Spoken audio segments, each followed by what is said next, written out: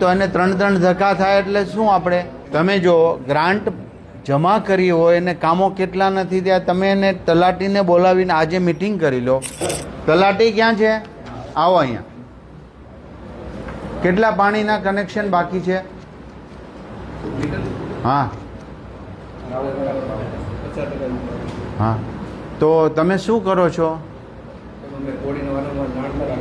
હા ભાઈ, આનો નિયમ જોઈ લો. બોડી ન કરતી હોય તો બીજા કામો શોધો અને એનું મારી પાસે તમે ખૂબ સ્ટ્રોંગલી રીતે ત્યાં કામ કરવું પડશે.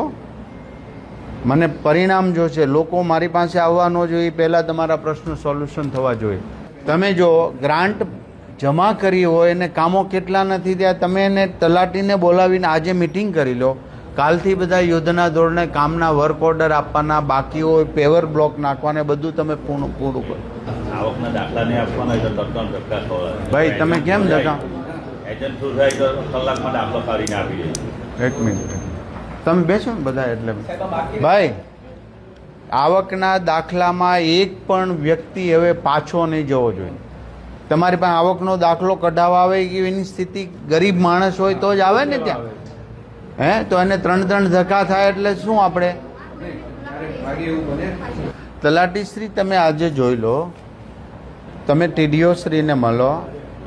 અમારા બેન જે છે તાલુકા પંચાયતના સદસ્ય રાજુભાઈ સમીરભાઈ તો છે જ. તો તમે આ સંકલન કરી અને 2 દિવસમાં આખો પ્લાનિંગ કરો. શું મોટો ઠરાવ થતો હોય તો તમારા પાવર્સમાં તો તે કરી દો, અથવા તો ઉપરથી ભાઈ અંદર વાતો નહીં કરી આપ. બરાબર છે? તમે 1 દિવસની રજા આવે ત્યાં પાડતા નહીં. પાછો માણસ નહીં જવો જો. દાખલાનો સ્પેશિયલ સમય આપી દો ને એક માણસને પણ એને ખ્યાલ આવી જાય કે સવારે 10 વાગે કે 11 વાગ્યાનો સમય હોય ત્યારે એક સાથે એક પહેલામાં જ દાખલાનું કામ. શરદી, ઉધરસ કે અસ્થમાથી પરેશાન છો? અપનાવો એવિટોન એલિક્સિર. 17 શક્તિશાળી આયુર્વેદિક જડીબુટ્ટીઓનું સચોટ મિશ્રણ.